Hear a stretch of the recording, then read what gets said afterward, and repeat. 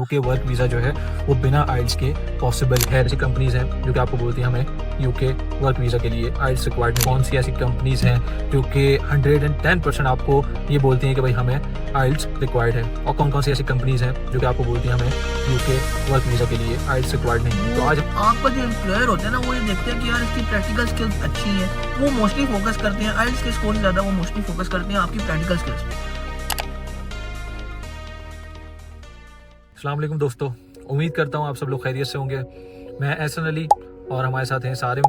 तो आज जो हमारी वीडियो है वो है यूके वर्क वीज़ा में क्या आइल्स की ज़रूरत होती है, अगर वो रिक्वायर्ड होता है तो किन किन सूरतों में होता है, कौन सी ऐसी कंपनीज़ हैं जो कि 110% आपको ये बोलती हैं कि भाई हमें आइल्स रिक्वायर्ड है, और कौन कौन सी ऐसी कंपनीज़ हैं जो कि आपको बोलती हैं हमें यूके वर्क वीज़ा के लिए आइल्स रिक्वायर्ड नहीं है। तो आज हम लोग इसी हवाले से बात करने वाले हैं, तो वीडियो को एंड तक देखिएगा। आपको अपने सारे क्वेश्चंस के आज आंसर्स मिलने वाले हैं, क्योंकि बहुत से लोग हैं जो कि कमेंट्स पे मैंने चेक किए हैं अपने पुराने वाले चैनल पे भी, और बहुत से ऐसी वीडियोज़ हैं जो कि मैंने देखी हैं जिसमें कमेंट्स कर रहे होते हैं लोग कि यार हमारे पास एजुकेशन नहीं है, हम कैसे आइल्स दें, और हम तो पढ़े लिखे नहीं है, तो हम यूके आ सकते हैं नहीं आ सकते। तो आज हम लोग इसी हवाले से पूरी अपनी वीडियो बात करने वाले हैं, तो वीडियो को एंड तक देखिएगा। तो चलिए सबसे पहले तो हम लोग ये बात जान लेते हैं कि आखिर आइल्स होता क्या है, क्योंकि हम लोग ये तो बात कर रहे हैं कि आइल्स चाहिए होता है, क्यों चाहिए होता है, क्यों नहीं चाहिए होता।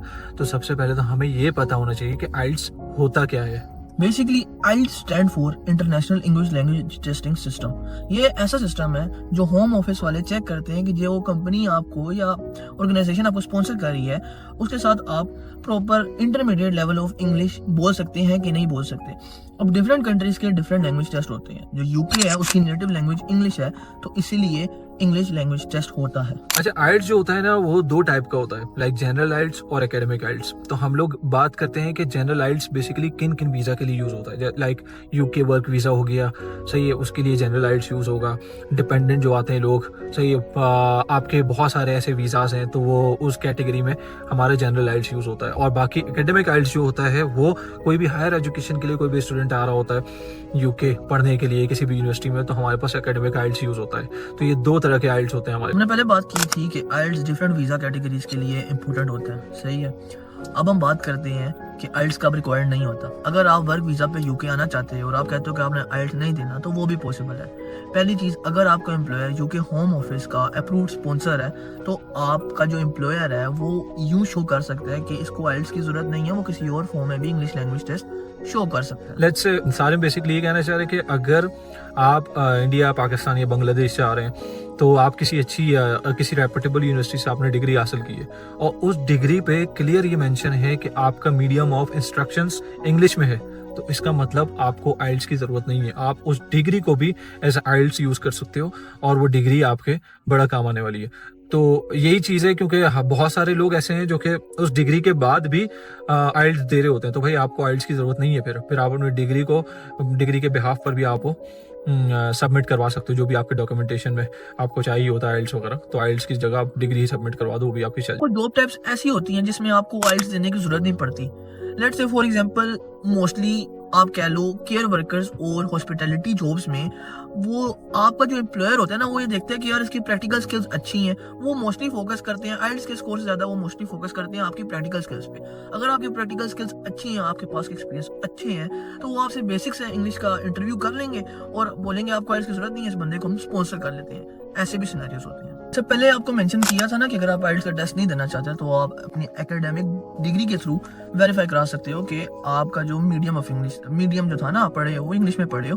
तो उसके बारे में अभी बात करते हैं कि कौन सी ऑर्गेनाइजेशन से कराना और प्रोसेस क्या होता है। तो बेसिकली आप जिस भी यूनिवर्सिटी से पढ़े हो आप उनके पास जाओगे, आप उनको मेल करोगे और आप उनसे लेटर लोगे, जिस लेटर के ऊपर लिखा होगा this is to certify that the medium of instruction for this degree was in English, यानी कि आप जितना भी एकेडमिक ईयर पढ़ते रहे हो वो आपने इंग्लिश में पढ़ा है, तो वो बेसिकली आपका फॉर्म हो जाएगा। बेसिकली ये लेटर आपको ना NARIC या ECCTIS से वेरीफाई करवाना होता है।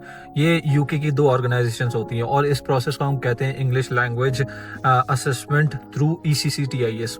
ये आपका यूके इमिग्रेशन या यूके वीज़ा के सिस्टम में आइल्ट्स के ही इक्वल माना जाता है। तो जैसा कि हमने पहले ही आपको बताया था ना ये बात कि ये यूके वीजा इमिग्रेशन वाले हैं ना, इसको आइल्ट्स के इक्वल मानते हैं, तो इसमें कोई मसले की बात नहीं। बात यह है कि अगर आपको आइल्ट्स मुश्किल लगता है तो आप अपना मीडियम ऑफ इंस्ट्रक्शन लेटर और डिग्री रेडी रखें और इस प्रोसेस को ECCTIS से वेरीफाई कराने के लिए 1-2 वीक्स लगते हैं, तो आप पहले ही तैयार हैं। और अगर आपका एम्प्लॉयर आइल्स मांगता भी है ना, तो आप उससे पोलाइटली पूछ सकते हैं कि can I provide medium of instruction letter instead. काफ़ी एम्प्लॉयर्स मान भी जाते हैं। और इसमें मैं एक और चीज़ ऐड करूँगा कि आप लोगों को आइल्स के टेस्ट मुश्किल लगते हैं, इतने मुश्किल होते नहीं है। आइल्स जनरल होता है और आइल्स एकेडमिक होता है। एकेडमिक और जनरल में यही फर्क है कि राइटिंग और रीडिंग का। तो जो जनरल वाले हैं उनके लिए राइटिंग और रीडिंग इजी होती है एज कम्पेयर टू एकेडमिक्स। और बैंड्स भी आपको इतने नहीं स्कोर करने होते हैं, इंटरमीडिएट लेवल ऑफ स्कोर करने होते हैं। और आप ये चीज़ें 1 से 2 मंथ में इंस्टीट्यूट से उनसे सीख सकते हैं कम प्राइजेस में। अगर आपको नहीं भी पता तो नीचे कमेंट करके हमारे से पूछिए। इंस्ट्रक्शंस ऑर्गेनाइजेशंस जो हैं जो आइल्स की तैयारी करवाते हैं वो भी हम आपको बता देंगे। दूसरी चीज़ ये है, बहुत से कंट्रीज ऐसे होते हैं जिनको इंग्लिश लैंग्वेज सर्टिफिकेट की ज़रूरत ही नहीं होती, क्योंकि उनकी प्राइमरी लैंग्वेज जो होती है ना वो इंग्लिश में होती है। तो इस वजह से उनको इंग्लिश लैंग्वेज टेस्ट की ज़रूरत नहीं होती है।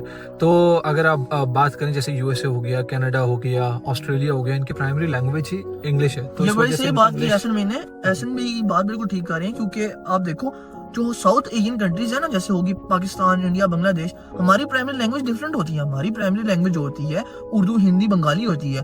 फिर एक और लैंग्वेज आ जाती है, जिस तरह के पंजाबी होगी, इस तरह। फिर उसके बाद इंग्लिश आती है, इसीलिए हमें आइल्स की जरूरत होती है। अच्छा, तो दोस्तों हमें इन शॉर्ट यही पता चलता है कि हम UK वर्क वीज़ा जो है वो बिना आइल्स के पॉसिबल है लेना।